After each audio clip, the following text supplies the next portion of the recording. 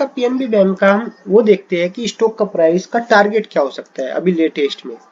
देखो, स्टॉक का प्राइस का टारगेट हम डेली कैंडल स्टिक पे चार्ट ओपन करते हैं तो मुझे एक टारगेट बहुत नजदीक नजर आ रहा है। वो है करीब करीब 111 का। 111 का टारगेट मैं इसलिए कह रहा हूँ, ये बहुत मुझे लग रहा है ये 6 या 8 9 महीने में, मैक्सिमम 9 महीने में ये टारगेट आ जाना चाहिए 111 का। तो मेरे अनुसार यहाँ पर एक ट्रेड मतलब अपना जो एक्सपीरियंस है उसके अनुसार मेरा कहने का मतलब यही है कि जब भी स्टॉक में बाय सेल करो तो एक मतलब सेबी एडवाइजर से बात करो। लेकिन मैंने अपने जो पास्ट एक्सपीरियंस से सीखा है, मुझे ये लगता है ये शेयर 111 पे रेजिस्टेंस लेगा। ये यहाँ पर ऊपर जा सकता है, फिर नीचे जा सकता है, फिर शायद इसको बनाए और फिर नीचे आए, थोड़ा सा टाइम लेगा, फिर थोड़ा सा ऊपर नीचे ऐसे मूवमेंट करे, फिर यहाँ पर करे और शायद एक को या तो ये ऐसे कट जाए, नहीं तो ये फिर नीचे आएगा थोड़ा सा, फिर ब्रेकआउट करे। तो ये बनता है कप विद हैंडल पैटर्न।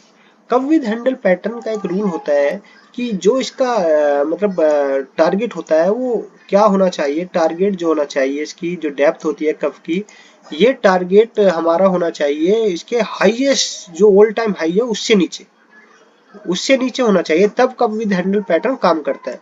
तो हमने देखा था कप विद हैंडल, इसका पीएनबी बैंक का हाईएस्ट लेवल प्राइस क्या था, ये बहुत ऊपर है। ये कितना था, 280 के आसपास था पीएनबी बैंक का।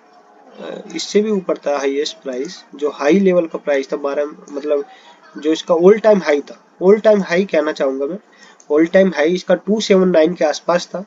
और ये हमारा जो कप विद हैंडल का पैटर्न का जो टारगेट आया ना अभी फिलहाल, ये कितना आया है, ये आएगा आपका 143। और यहाँ पर रेजिस्टेंस भी ऑलरेडी बने हुए हैं, तो यहाँ पर रेजिस्टेंस भी बने हुए हैं। तो मेरे अनुसार दो इसमें अपॉर्चुनिटी है। एक तो पहला अपॉर्चुनिटी ये है हमारी कि यहाँ पर हम एग्जिट करें और यहाँ से अभी जो करंट प्राइस कितना है, 99, यहाँ पर लेके 1111 पे निकाल दे। तो यहाँ पर हमारा 11% पैसा विद इन 9 मंथ बन जाना चाहिए, जो मेरा एक्सपीरियंस बोलता है। क्योंकि इस समय मार्केट ऑलरेडी प्राइस करेक्शन कर चुकी है, अब सिर्फ टाइम करेक्शन मांग रही है। और दूसरी, ये टेक्निकल जो चार्ट होता है ना, इसको हेल्प कौन करता है, फाइनेंशियल डाटा। कि उस पीएनबी बैंक का फाइनेंशियल डाटा क्या बोलता है कि वास्तव में इस समय लेने लायक है नहीं है।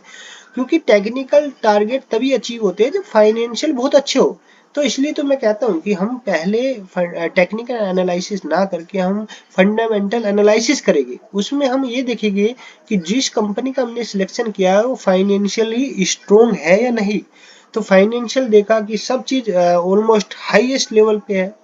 तो यहाँ यदि हम लंबे समय के लिए नहीं रुक सकते तो यहाँ पर एक शॉर्ट टर्म 9 या 10 मंथ्स में ये टारगेट आना चाहिए 111 का, 111 के आसपास का।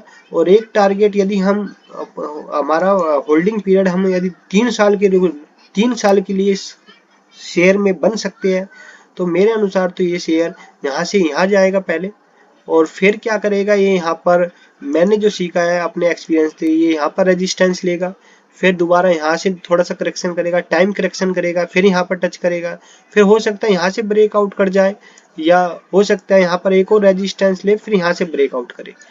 तो ये चीजें आने वाली है, ऐसी नहीं है। ये भी देखो, ये क्या बनेगा, फिर एक पैटर्न बनता है यहाँ पर यदि मैं इस पैटर्न को नाम दूं, यहाँ से ये बनेगा कप विद हैंडल पैटर्न। यहाँ पर भी एक बड़ा बनेगा है, तो यहाँ से ये ऐसे जाएगा, फिर न्यू हो सकता है, फिर यहाँ से ब्रेकआउट दे।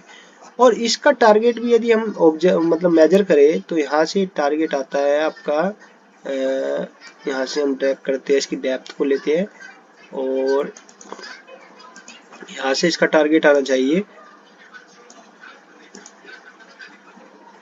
ये टारगेट आएगा आपका 198।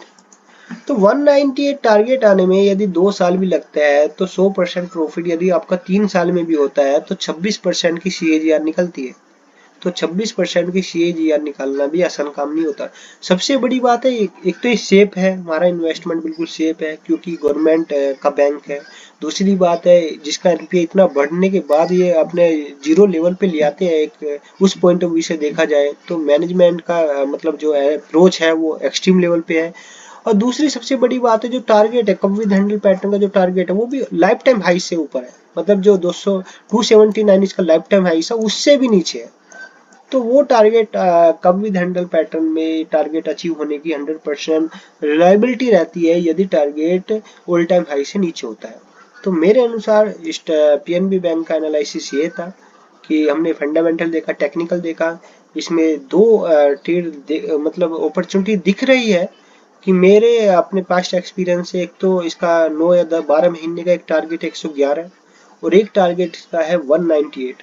तो ये टारगेट में दो चीज़ों को पहले क्लियर कर देना चाहता हूँ कि आपको दो चीज़ें हमेशा पता होनी चाहिए। ये तो हमने एनालाइज किया, ये हमारे हाथ में है, ये सब चीज़ें हमारे हाथ में है, लेकिन कि दो चीज़ हमारे हाथ में नहीं है। एक तो टारगेट कब आएगा, टारगेट कब आएगा, होल्डिंग पीरियड हमारे हाथ में नहीं है, आने को 6 महीने लगे, आने को 2 साल भी लग सकती है और आने को 5 साल भी लग सकती है। तो दूसरी पॉइंट है होल्डिंग पीरियड हमारे हाथ में नहीं है। दूसरा शेयर का प्राइस की मूवमेंट, जो अभी 99 दिख रहा है ये हो सकता है 90 पे आ जाए, 85 पे आ जाए, क्योंकि इंडिया पाकिस्तान का वॉर सकता है कि कुछ बड़े लेवल पे कुछ हो जाए तो थोड़ा सा करेक्शन कर जाए। लेकिन यदि एक लॉन्ग टर्म का अप्रोच रखोगे, क्योंकि फाइनेंशियल इसका अलाउ करता है लॉन्ग टर्म अप्रोच के लिए, तो ये बैंक आगे ग्रो करेगा, 100% ग्रो करेगा। और दूसरी आने वाला भारत के लिए 10-15 साल एक्सट्रीम अच्छा है। तो सारी चीजें इस सेक्टर को अलाउ करती है कि ग्रो करेगा, और दूसरी पीएनबी बैंक के फाइनेंशियल ये अलाउ करता है कि पीएनबी बैंक भी ग्रो करेगा। तो मेरा मकसद यही था कि बस अपने एक्सपीरियंस को शेयर करूं। किसी भी प्रकार की शेयर की खरीदने ना बेचने की मैं सलाह नहीं देता, क्योंकि ट्रेड लेने से पहले सेबी रजिस्टर्ड एनालिसिस से संपर्क करो, उसके थ्रू प्रॉपर लो। मेरे अनुसार चीज़ों को सीखो, लर्न करो, अपने जो एनालिसिस है उसको और ज़्यादा इम्प्रूव करो। तो आशा करता हूँ कि आपको ये वीडियो अच्छी लगी होगी। तो जय श्री कृष्णा टू ऑल।